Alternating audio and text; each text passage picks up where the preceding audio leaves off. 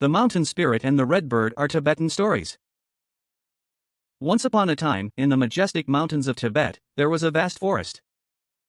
The forest was inhabited by mountain spirits, who protected the mountains and spent time quietly with flora and fauna.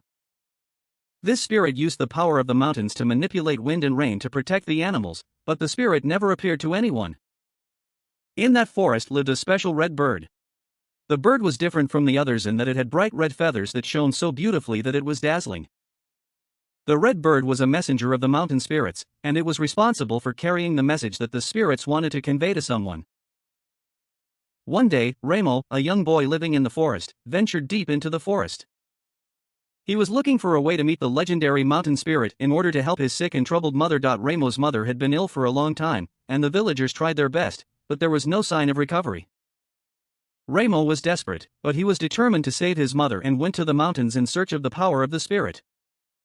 While walking in the forest, Ramo met many animals. He saw a particularly beautiful red bird in the forest. The bird looked at Ramo and flew away with its wings spread. Ramo followed after him.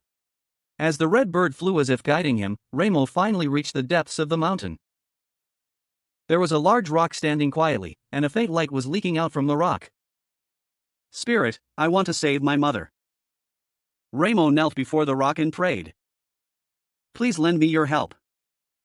At that time, a red bird flew down and appeared before Ramo. The bird quietly spread its wings, closed its eyes, and heard a sound from inside the rocks. It was the voice of the spirit. "Ramo, your wish to think of your mother with all your heart has been fulfilled, but you must be tested to give you strength." Ramo replied without fear. "I will face any test, and I am determined to save my mother." The spirit continued. "The test is to find the fountain of life deep in the mountains. The water of the spring has the power to restore life, but to get to that spring, you have to cross a steep path and overcome some dangers." Ramo quickly accepted the ordeal and, guided by the red bird, ventured deep into the mountains. The road was tough, over steep cliffs, and in the cold wind. Ramo never gave up. "I almost fell down many times along the way, but the red bird encouraged me and gave me strength." After going on for a while, Ramo finally reached the fountain of life.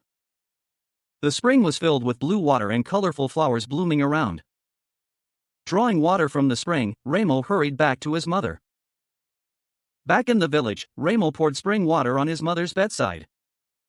"Surprisingly, when my mother drank the water, her complexion gradually improved and she regained her energy." Ramo was full of gratitude. The villagers were then moved by Ramo's courage and kindness and praised him. Ramo was able to save his mother thanks to the mountain spirit and the red bird.